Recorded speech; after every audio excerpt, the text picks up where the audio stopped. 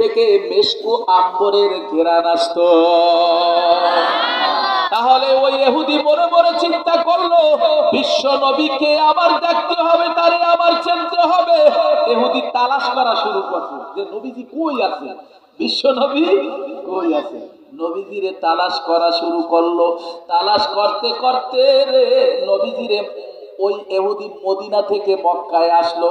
মক্কায় আসার পর নবীজির চেহারার দিকে তাকাইয়া কালেমা পরে মুসলমান হয়ে গেল। লা ইলাহা ইল্লাল্লাহু মুহাম্মাদুর রাসূলুল্লাহ সাল্লাল্লাহু আলাইহি ওয়াসাল্লাম। তাহলে সবাই বলেন হেদায়েতের মালিক কে? হ্যাঁ, হেদায়েতের মালিক আল্লাহ। দেখেন না অনেক হুজুর আপনার ভাই নামাজ পড়ে, হুজুর নামাজ আপনি পড়বেন, নামাজ পড়া আমাদের দরকার আছে হুজুর? আপনি মসজিদে আজান দেন, মাইসের বাড়ি খান, মানুষে টিভির কিসের বক্সে করে ভাত খায়, আপনি আজান দিবেন আর আপনি নামাজ পড়বেন, আমাকে দরকার আছে? এরকম এক ধরনের মানুষ আছে না বাবা? কথা কান আছে না নাই?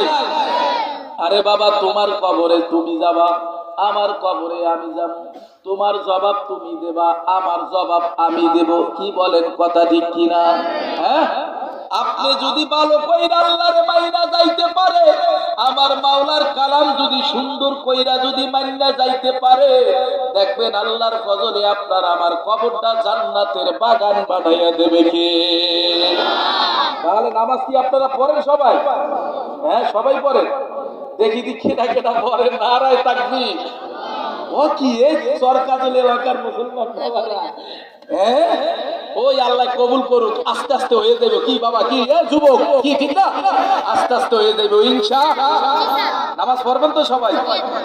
আরে ভাই হাত নামা, নামাজ পড়বেন না কেন? নামাজ না পড়লে কি কেউ জান্নাতে যাইতে পারবো? কথা বলেন। নবী আমার বলেন মিফতাহুল জান্নাতিস সালাহ, নামাজ হলো বেহেশতের চাবি। এবং নবী অন্য হাদিসে বলে আউয়ালু মা ইউহাসাবু বিহিল আবদু ইয়াউমাল কিয়ামাতিস সালাহ, কিয়ামতের ময়দানে সর্বপ্রথম আল্লাহ নামাজের হিসাব নেবে। কিসের হিসাব নেবে জোরে বলে?